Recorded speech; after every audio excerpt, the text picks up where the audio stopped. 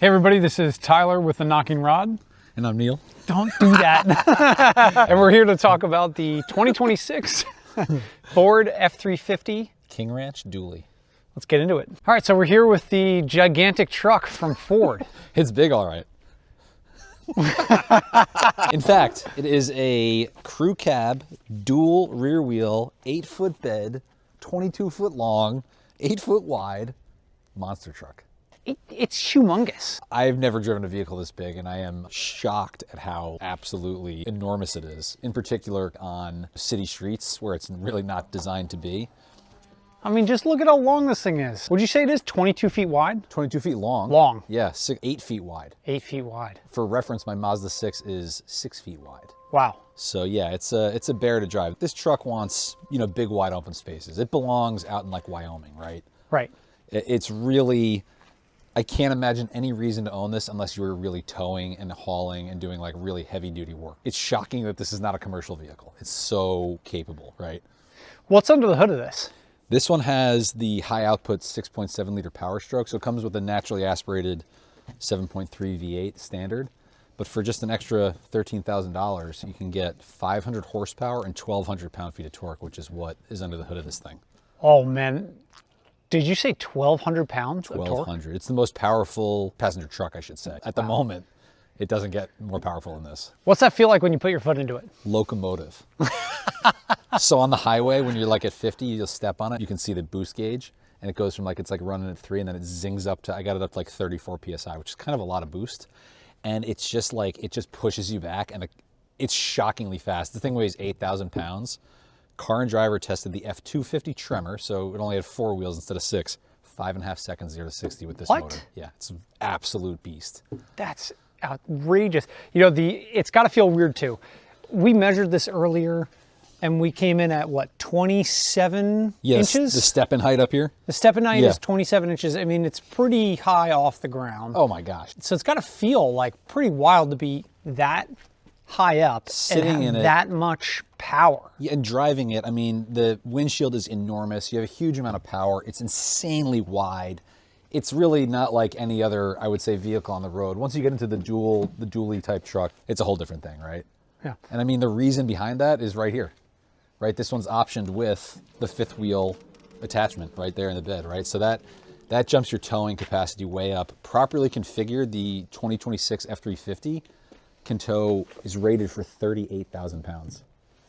What? It's a lot of weight.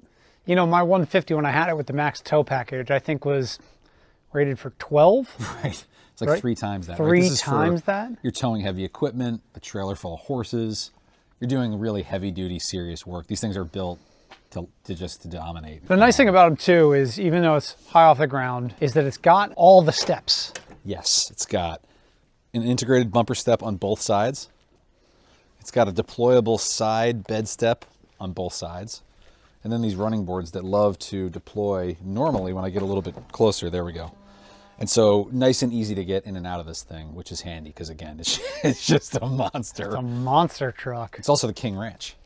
What is the King Ranch? The King Ranch is just below the Ford Platinum line of trucks, just by a little bit.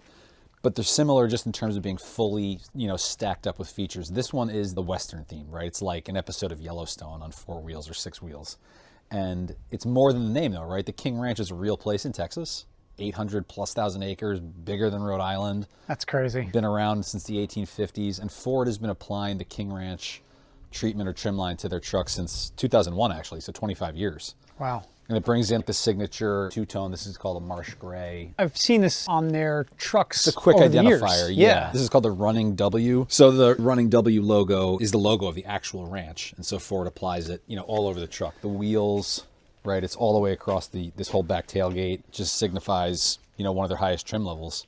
So this one has been optioned with the power tailgate, which is pretty nice. This is their Pro Power onboard, the 2 kilowatt generator. Oh, wow. You can run 2,000 watts back here off the engine. So the King Ranch theme, continues inside, right?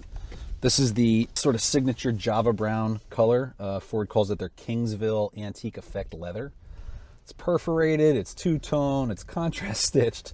It's loaded with the Running W logos. It's really nice. Super comfortable. Beautiful looking. It's heated, it's cooled, it's massaging. The seats go back 180 degrees as part of the Max Recline feature. When you do And that feature is insane. When you do that, this part of the seat cushion automatically comes up 3.5 inches to support your lower back. There's this adjustable sort of shoulder support in here. So when you're laying down, it's not just a regular car seat, right? Ford designed this specifically for real comfort when you're laying down, for folks that are really on the road using these for work vehicles, right? Yeah, hauling long distances. Yeah, it's an impressively comfortable seat. You've got the King Ranch etched. Yeah, this is the actual ranch, right? Laser etched into this sort of metallic treatment here. My understanding is this is a real wood veneer. It's not a solid piece of wood, but wow. On top you've got real wood. They've got it kind of throughout the cabin. This one has the twin panel moonroof, which is killer. It's basically an entire glass roof, but you know, this section opens up. That's insane. Power sunblind that magically disappears back there. I don't know where it goes. Power everything. Power steering wheel, power pedals, obviously power seats. I think the thing to note about the steering wheel, though, is that it's not only power up and down, but it's telescoping as well. Yeah, telescoping, tilt. And yeah, I've been driving it for a few days now. And the thing is, as big as it is, it's easy to drive, right? It's really comfortable. How is the overall drive feel? Tell me about acceleration, brakes, deadband. I would say the biggest thing about this truck, considering how serious the suspension is, it wants to be loaded up, right? You can really, you hit some bumpy sections or some rutted areas and the truck is jumping around all over the place. I imagine, you know, loaded up with a fifth wheel RV, it drives a lot smoother, but it's pretty bouncy, right? You got huge solid rear axles, front and rear. But outside of that, the acceleration is nuts. I mean, You can kick the rear end loose with ease. The braking leaves something to be desired. It has big brakes, 14-inch rotors all the way around, 14.25 inch, I think. But when I first started driving it, I was like, where are the brakes? I just moved it around the driveway and it feels spongy. Yeah, not confidence inspiring. It does have a built-in engine exhaust brake feature, which you can turn on. Oh, that's really nice. Yeah, and you can set it to an automatic mode, but you know, really that's designed for towing, right? So if you're coming down a steep grade and you don't want to burn out the brakes, like that time we drove the Suburban down that hill in Arizona. Oh my goodness, yeah, from Right. Flagstaff to Phoenix. And you could see people's brake rotors getting red at night. That's a real thing. That was wild. I forgot about that. Overheating, right? And so with something like that feature built in with a truck like this pulling 30,000 plus pounds, you can use the engine, you know, the back pressure in there to slow the truck down. So yeah, the brakes, not my favorite.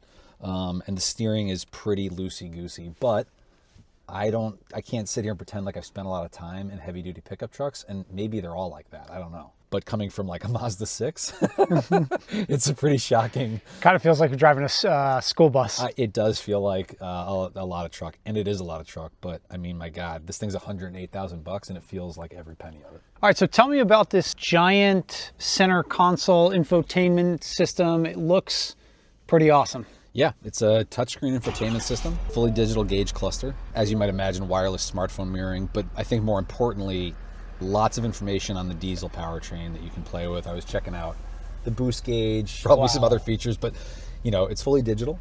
In here you've got controls of kind of everything, but I want to just point out that Ford does a great job of continuing to include physical buttons and knobs, right? For the HVAC, for the heated seats, the heated steering wheel. That's really nice to have those buttons. I personally, vehicles where it's all touchscreen, it drives me nuts. And you know, if you're really using this for work, you don't want to touchscreen everything, right? Right. But yeah, they've got within the touchscreen, you've got all the usual stuff you'd expect: navigation, CarPlay.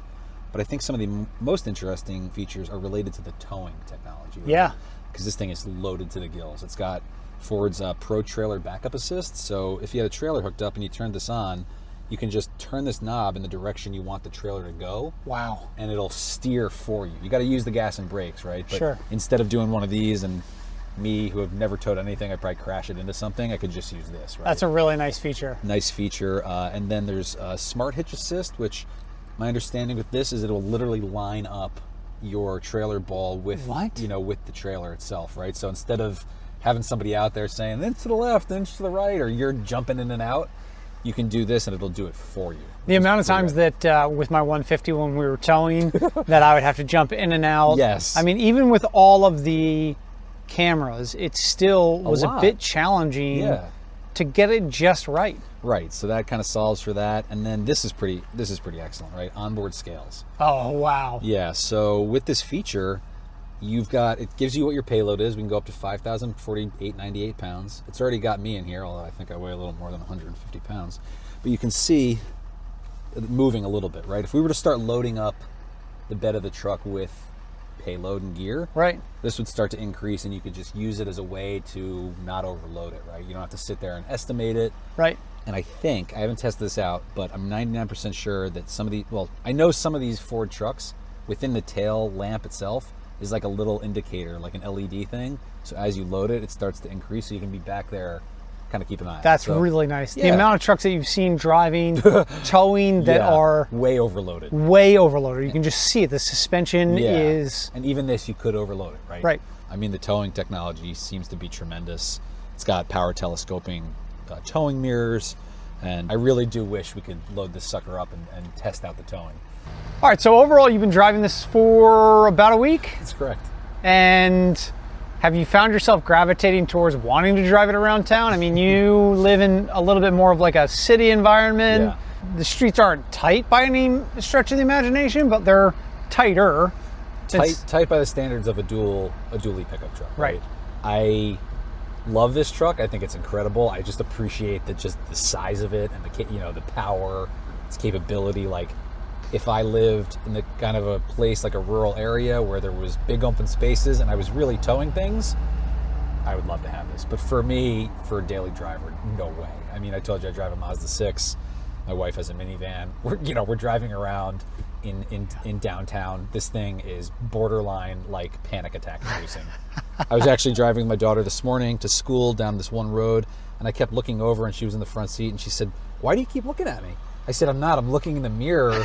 And I had about this much space, it looked like, between me and the cars parked in the shoulder, and then I'm over here looking in this mirror, and I'm on the double yellow while cars are coming the other way, and I was just thinking about the $108,000 price tag and this lovely King Ranch treatment, and I thought, I don't think this is the right vehicle for, Dover, New Hampshire. But I think for the right person, I can imagine it being pretty killer, and I would absolutely recommend it to that person. And so, who would that person be? Like, who is this truck really designed for? I think the person that has a need to really haul like big trailers, big payloads, and they're pretty well off and they want to have a nice vehicle. You can get one of these for like in the neighborhood of 50 grand, like a base dually 350. This one is almost double that, and if you can swing it, it just adds the niceties, right? Who doesn't want their rear end massaged and heated and cooled when they're tired at the end of the day? Right. You've got the, this really nice ambiance of the giant moon roof, the steering wheel's heated, everything's power, and it looks pretty cool. So I would say, if you're in that kind of segment where you have a real need to do serious heavy lifting with your vehicle and you want it to be pretty nice, this is it. Excellent. Well, we appreciate you all watching, and catch you next time. Thanks. Thanks.